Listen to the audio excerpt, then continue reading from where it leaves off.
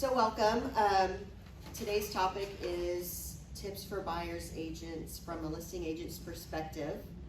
Kind of a crazy year, so I thought it was helpful to have this class to maybe give you some tips. I'm sure you know most of this content here, but if you can at least take one thing away, it might be the difference of what wins a bid for your buyers. And then it's interactive, so feel free to chime in and give me your 2 cents, and we can kind of have a discussion about it. Because we want, I mean, everybody wants listings these days, but buyers are inevitable. There's a ton of buyers out there. So with that, I'm going to start with the March 2021 statistics from ABOR.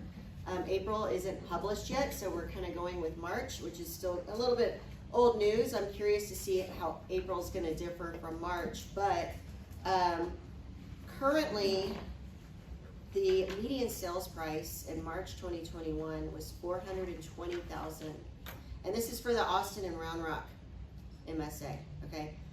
And that's a 28% increase over the previous March. It's significant. Currently there's less than half a month inventory, and last year at that time there was almost 2 months of inventory. So what that's telling us is the demand is very high and supply is very low, and there's a ton of agents out there. I would say for every listing there's probably 20 to 30 buyers. So, you know, what can you do to make your offer stand out? And I'm sure you guys have been in the rat race of submitting offers and losing out and having to go show all these properties, and it gets frustrating. And a lot of these buyers are cash buyers, investors, and it's hard to compete. But still, as a listing agent, we have chosen some finance deals over cash deals because of, you know, certain terms, and I'll kind of go over those. So what are you guys currently, have you been successful winning offers, and is there anything that you think you're doing differently to win these offers? No? I've been losing all mine. Yeah? Okay, well maybe something here will. I know why though. Okay, well, and a lot of it too, we know the answer, like we know why, and it's educating the buyer and whether the buyer listens or not. I mean, I know Bobby has a buyer that still wants to offer under list price, which is asking price. Asking price, which is, you know, ridiculous. So, yeah, I think you cut him loose, right? I'm gonna get him on a new house eventually. All right, so Eventually. so here is here's some tips on what you can do to win offers. All right, so the first and obvious is the offer price. So kind of going back to what we were just saying, we're in the days that a full price offer is considered a low ball. So most homes are selling 20 to 30% over the list price, even more depending on where it is. So with that, I mean, it's hard to gauge your offer. You know, it's like almost like shooting in the dark. And it's kind of hard to, when you're up against, when you call an agent and they say, oh, we've got 10 offers. Well, shoot, you know, how do you know, when your buyer wants the property and they're willing to go over, but the question is how much over? What's going to win this deal? So I will say, pick up the phone. Okay, as a buyer's agent, do whatever you can to get the agent on the phone, the listing agent on the phone. Now, a lot of listing agents don't want to answer their phone. Their phone's blowing up. If that's the case, you know, leave a voicemail, send a text, but do something to engage that listing agent and let them know who you are. I can tell you, when I get a lot of offers, I get if an agent sends an offer and I don't hear from them, I don't really take it seriously, to be honest. And I have one agent that puts an offer on every single one of my listings, and I have yet to even talk to this guy. And I don't know, it just kind of gives me a kind of a flaky vibe. But it's the ones that engage with me, talk to me, those are the ones that I take more serious, because, you know, it kind of gives you insight on how the transaction is going to go, how serious the buyers are. Because if they're just sending offers left, right, willy-nilly, of course they don't have time to call every listing agent.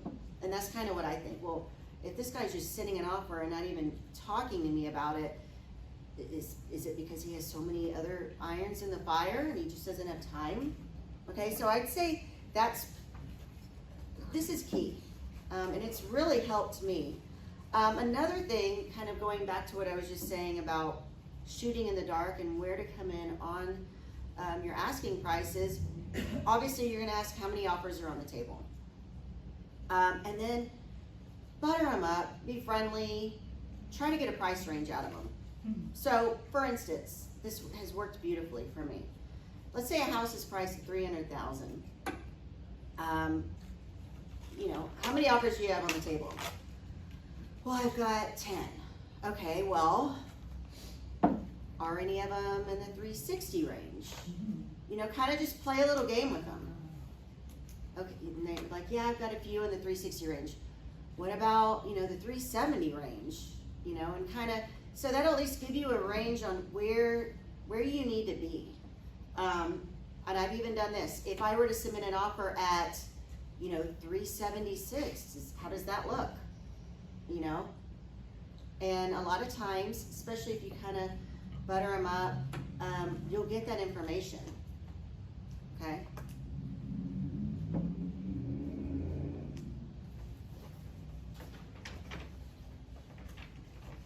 All right, offer timing. So, all offers these days have a deadline. My suggestion is to try to wait until the end of the deadline to submit your offer.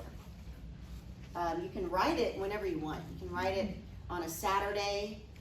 Maybe don't submit it till Sunday, but kind of hold it to the end. And the reason why is because, remember what I was just saying about when I call and try to ask the agent, you know, what's your price range, 370, 380, blah, blah, blah. If you submit your offer early, guess what? You become that. Okay, so you become a benchmark to what the agent's going to tell maybe another agent that calls and asks the same question. Okay, so then it sets the precedent. So kind of wait till the end so your offer doesn't become an example for others to follow. Or beat. And then of course, you want to make sure that you follow up with a text or have them just respond to your email that they got it, just to make sure that your offer doesn't get hung up in the junk mail, because that's happened. So that's important. Okay, fill out the entire contract. So many times I get offers that hit my table that there's a lot of holes in the contract, and that just tells me it's just unprofessional. It tells me that the agent probably doesn't know what they're doing. Maybe they're new, I don't know. And it kind of leaves a lot of loose ends open. So be sure to make sure that the contract is fully filled out. On that note, you can always send it to Christi and I to look over. Most of you guys do. Just before you send, make sure there's nothing missing. Yes. Yeah, we'd be happy to look it over. Or if you have a question about what, let us know. So as we discussed, the offer price is very important. That's the obvious, but a lot of times it's those negotiation points, those smaller things throughout the contract that'll set your offer apart from the others. And that's kind of what it's boiled down to now, is just these little things that'll set one offer, you know, aside from the other to get accepted. So I'm going to kind of go into those little things that you can maybe tweak or do to set your contract apart from the others. So earnest money. I would say 1% earnest money is kind of a thing of the past. I mean, I still see it every now and then. I don't hate it when I see it, but I'm just seeing a lot higher earnest money, because what it says is it tells the seller that the buyers have more skin in the game. It's what they're willing to risk. So the higher amount, the better, because it gives confidence that this deal is going to close. I've been seeing upwards of $10,000 on most contracts in that $400,000 to $600,000 range, despite the offer price. Option money, again, the higher the better. I've seen $1,000 for option money. I've seen $10,000 for option money. You know, it shows the seller what the buyer's willing to walk away from if they change their mind, right? So if it's a higher amount, you know, the seller's going to think, well, they're not going to walk away from $1,000 over, you know, this stove not having an anti-tip device, you know, installed. So, you know, the higher the better. I'm still getting $150 option monies, by the way, and I laugh. So don't do that. Don't be that person, because that's an almost automatic, this is a joke, you know, don't do that. Don't be that person. So you're going to have to really talk to your buyers about this, you know, because they're going to have to pony up the money for the auction and then, of course, inspection. But that's just kind of what it takes to buy a house these days. What do you think is like a minimum? Like a 500. 500? Yeah, I wouldn't go below 500, to be honest. Okay, shortages in survey. We kind of talked about this at our last meeting. My take is, if your buyers want that additional title policy coverage, which we all agreed at the last meeting, it's a good thing to have on every deal. I say let the buyers get it at their expense. It's only a couple $100. If they want it, they can get it. You know, if your offer is just like crazy amount over, you could probably get away with it, but I mean, it's like nickel and diming here. Always ask if there's a survey. Look on MLS attachments first, and if it's not there, ask the agent, so that way you know how to fill the contract out correctly. Because I had some that I disclosed up front, we do not have a survey, and agents were still sending offers that said, seller to provide existing survey, and it's just, come on, you know.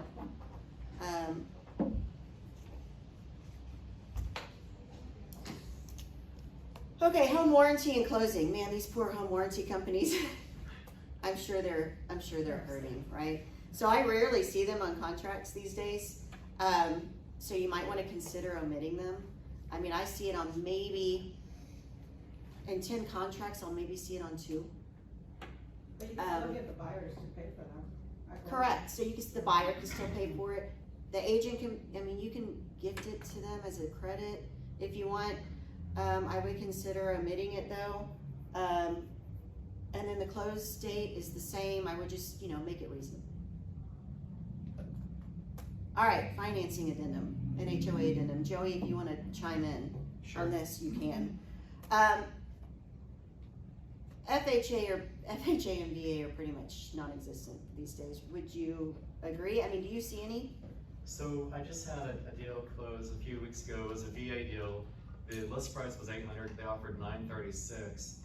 My appraisal came in at $948. You're kidding. No, no, everyone was floored.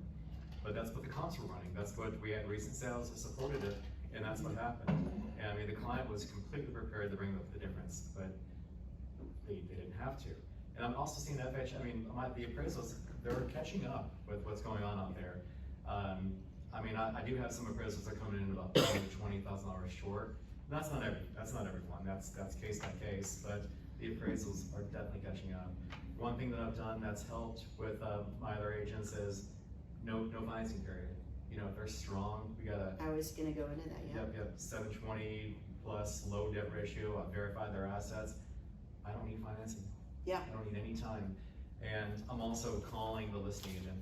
A lot of them are not answering my Yep. calls, so I'll send them a text. I know. Hey, this is Joey so-and-so, you should be getting an offer from so-and-so, these people are completely solid, let me know if you have any questions. But I've had them call me. I mean, I had one call me this weekend, on Sunday morning, we were doing breakfast, and they won the deal.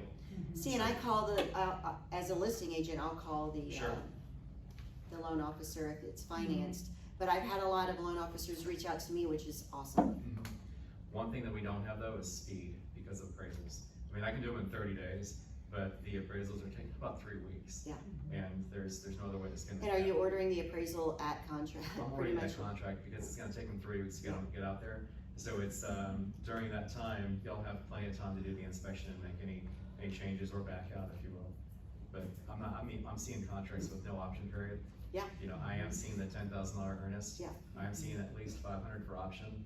At least, I would say that's the minimum, guys. For sure. I was gonna talk about down payment assistance, but the maximum sales price for down payment assistance is $359. And That's gone. That's gone. and the median sales price, what did I say, 420? Exactly. But I've got other agents going on to Lockhart, going to Clean, going to Copper's Cove. Gerald's even getting up there.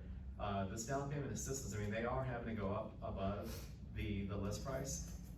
But a lot of times, these clients that are in that $200,000 to $300,000 range, they don't have $20,000. Right. So the DPA, I can get up to 5% grant with the down payment assistance that will cover that gap, or cover the closing costs if they don't have, because they're having to cover the gap between the appraisal. Nice. So, On your VA loans, and they're going over asking, do they waive the appraisal? they do. And that's okay with the VA That's loan? Well- all the VA. But I was gonna go into that, on the appraisal addendum, that's my next slide. It says directly under the title on that addendum, not to be used with FHA or VA loans. No, but on the third party. On the you third put party. zero. Oh, yeah, you could put zero. Oh, I had the VA deal, I had the agent, this listing agent required it, and I suggested it, that in special provisions, they write in a little addendum saying, hey, we're gonna waive the appraisal. So they did that as well. That would be good to write it there, and then like how you did yours. On the third party, you put zero under the FHA, VA appraisal amount. but doesn't that box say that it must appraise Or for at least $0? Okay. or if you wanna have a floor, you could do 300. Like a partial, Mm-hmm, okay. so that's where that goes. Although they will still make you sign the Mandatory clause. FHA, mandatory clause. Yeah. Yeah, What? so yeah, going back to the financing addendum, kind of echoing what Joey said, I would say little to no financing contingency if you can, and just call your buyer's loan officer and see if that's doable. And if it's not, if they, then see, what's the least amount of time I can get away with?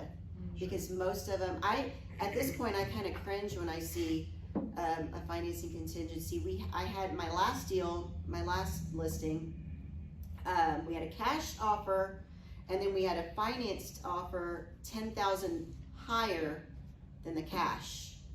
And my clients chose the cash offer because there was a 22-day financing contingency on the higher offer, and the cash deal was more of a sure thing for them. They're moving out of the city, and so they wanted that. So that 22 days screwed them. So, and I even asked the agent, I said, is there any wiggle? And he's like, man, and I think their lender was Wells Fargo.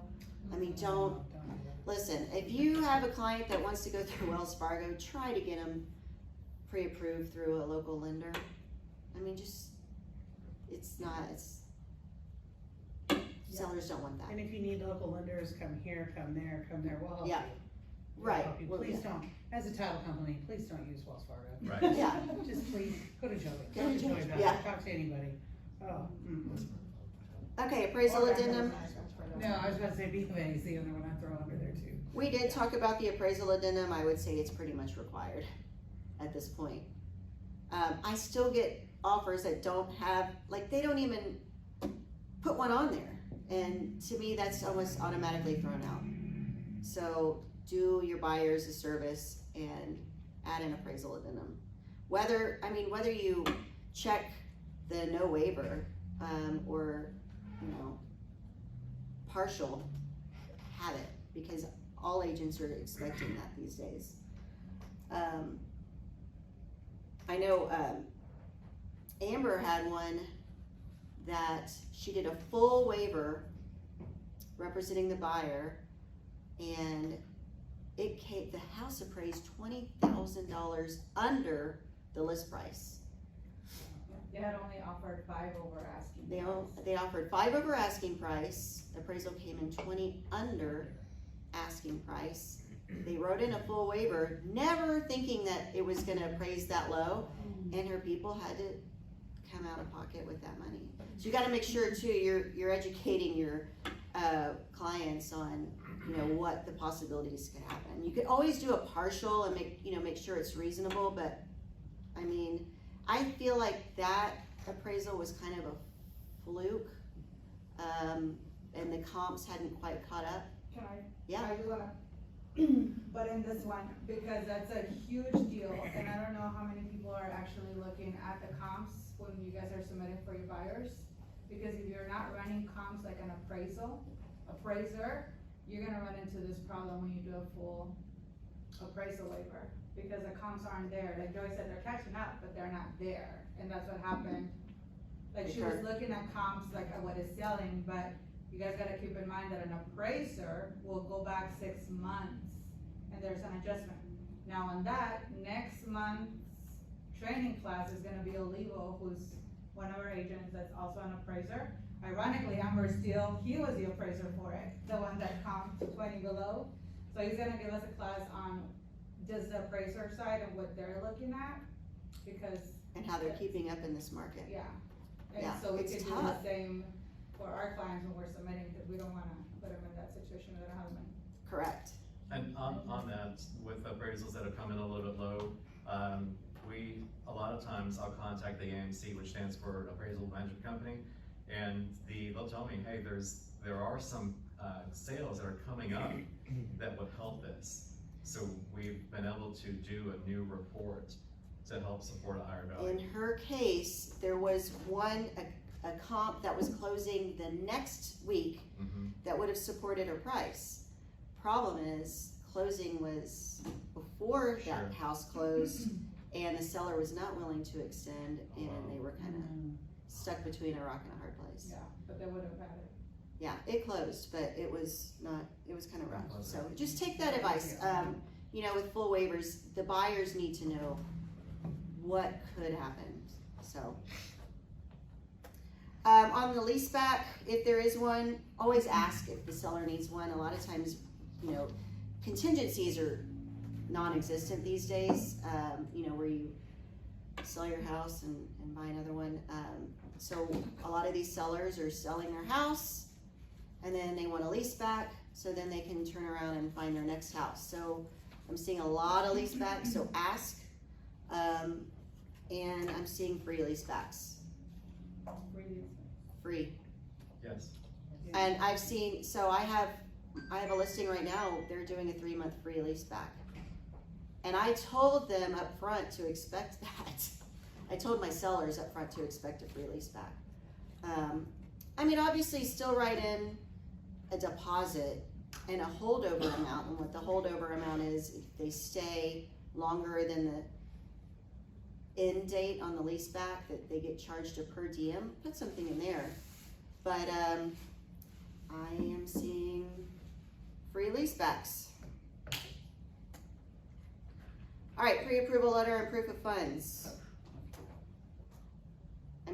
That's a given. Please send that.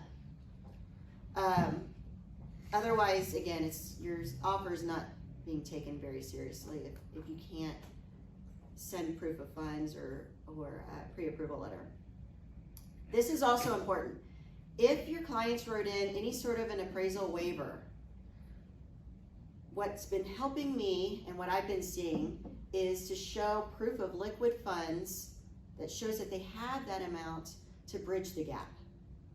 Okay, because I had somebody offer $100,000 over asking price, financing with Wells Fargo, and I'm thinking, I need to see if they've got cash to, you know, if this house doesn't appraise. So sure enough, I asked, and they sent me a bank statement, and they had the cash, but had they not, I mean, that deal could have crumbled at the very end, you know, so go ahead and send that.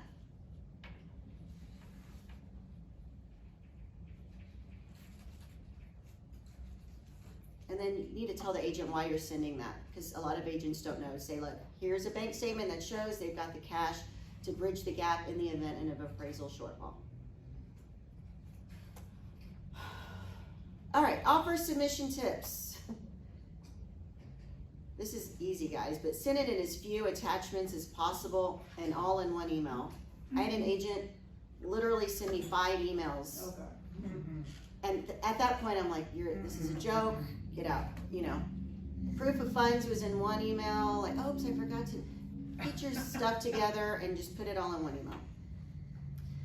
What also helps is summarize your offer in the email. So I do bullet points. You know, here's highlights of the offer, $395, blah, blah, blah. And then keep that email short and sweet. If you spoke to the agent on the phone, mention that. Hey, I spoke to you on the phone. They're getting so many calls, so at least they can tie you back. And then don't be a jerk. Agents kill deals all the time. Yeah. So just be nice. It's a seller's market. You gotta kind of suck it up, kiss their butt a little bit. Hi, BFF, how are you? Yeah, kind of stroke your ego. And once you get them under contract, then, you know, the real you can come out. Yeah. You know? But at first, you know, there you go. So, They're really good. yeah. So that's it. That's all I got. So if you guys want to open up discussion or have questions about anything or bring anything else out or what's been working for you or if I missed something. Anybody? I do have a question. Yeah. So if you do have a house, because I lost 3 offers yesterday, and I was pretty defeated. But Okay. one of them was a house that it's a complete flip, like it's just, nothing was livable. It's livable because people will live under conditions like that, but it was really like everything had to be demolished. So we offered $10,000 more, because I did exactly what you said. I called the agent and all that. And we still lost it, I guess, through cash offers. Probably. So I guess I don't have anything to, So it was a financed. yes, my client is the finance. And he's a contractor, and he wanted to offer full price, and I say, we can, they have like 4 offers, so let's just do 10 over price. Did you get an idea of what the other offers, kind of where they were, or did you just come up with 10 over? Well, I asked the agent, do you think I'll be okay if I will just submit this offer? And he's like, yeah, but they never really share. The thing is, I know. I do everything that you just said on your presentation, but It doesn't always work. People lie, and we all know that. Yeah. Like, they're like, oh, your offer is the strongest one. Right. I mean, Jasmine knows I drove to Colleen last week, and I submitted an offer, $50,000 in Colleen. And a cash offer came from out of state and completely beat Yeah, my it's hard to truck, compete and I'm with these like, cash deals. so that's what I'm saying, like, really, what's the? So, you know, and something I didn't bring up that I should have now that you brought that up is when you're doing offers, I think everybody is just easy to just say, you know, round to the nearest 5 or 10, right? So 350 or 355. Kind of be different, set yourself apart. I've been doing like 352 or, you know, so that way if there's a lot of offers that are coming in at 350, you could be the odd person. So in that case, you came $10,000 over, maybe 12,000 would have done And we it. wanted to pay for titles, which really is a flip, and it said it on the MLS, this house is basically for someone who wants to flip it, because you cannot even save anything. Well, they might have been worried that an appraiser is gonna go into that Yeah. house Especially and if say it's a this rehab. house is unlivable and it's got foundation issues and something It had else. foundation issues and it was disclosed. And then the seller might have been worried that, well, maybe if that happens, the buyer's not gonna be able to get financing on it. Now, is that even coming up anymore? It depends on how bad the foundation is. It depends if the appraiser goes out there and sees it. The thing is appraisers have so many orders. I'm not seeing many subject twos. They're going in there, they're looking at the house and they're out. They're just trying to cram as many as they can in as fast as they can.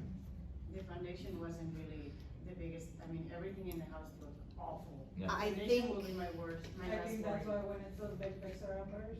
yeah, it's it's a hard to do a bad- finance deal on a fixer-upper. I think most sellers are gonna expect cash. Really? I would look into hard money loans. Yeah. For those clients. Is your buyer trying to flip? He Yeah. has a contract. Then I would He's a do- contractor. Then I would do I would look into hard money loans.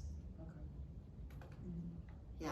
I work with several investors and, when they don't have the cash to do it, they're going hard money. But he wants to live there, that's the thing, like, he wants to So buy. he's not flipping it. Oh, so he's not flipping it. to sell it, he's Okay. just a contractor. Oh, okay. He's trying to buy his first time. Gotcha. I can do a hard money loan and then turn around and refinance it. And refinance it. Yeah, cause there's a balloon after 3 months. 6, I guess it depends, 3 3 or 6, months? Yeah. Depending on Yeah, it depends on the lender. Yeah. Yeah, otherwise just try to be awkward with your asking price, come up with a bizarre number. Cause that even worked for me the other day on a DR Horton. With DR Hortons, you're having to place bids on There's homes. so many of those. Yeah, and so, I kind of talked to that salesperson and she kind of gave me a gauge on where we need to be. So we came out with some bizarre, like 361, 350, and we got it. And there were 10 offers, so sometimes being weird helps. So last week, I had to go to my daughter's place, so the listing came on Thursday, I showed the Thursday itself. And then my client said, don't submit offer because the deadline is on Sunday. So I thought, okay, I'll submit, and he said, I'll give whatever you need to put it in the offer. So Saturday I checked with the agency, it's like, oh, we already got the offer, we are working on that. Yeah. I'm like, I also called her and said, when is the deadline? She said, oh, we'll wait till Sunday because Well, the that's, owners won't be home and then only Monday they can review. So when I came back on Saturday, he's like, we already accepted the offer. it happens, yeah. But usually when they do that and don't wait, the offer was like amazing and probably cash. Yeah, that's Like what you he probably said. weren't gonna be able to compete regardless. Cause I've had some of those cash deals and they say, if you accept today. Yeah, so usually it's like 100 over at least. Mhm. So if you weren't doing 100 over, Yeah. don't worry, you were gonna lose either way. It's tough. But I'm telling you, I think the biggest takeaway is just to try to get as much information out of that listing agent as you can. I know, the whole thing about $100,000 over, it's unrealistic for certain buyers. For our buyers, for local buyers, it is. That's, That for a is local buyer, I buyers. will say that Yeah. it's pretty possible. Joe's gotta go. You wanna? Yeah,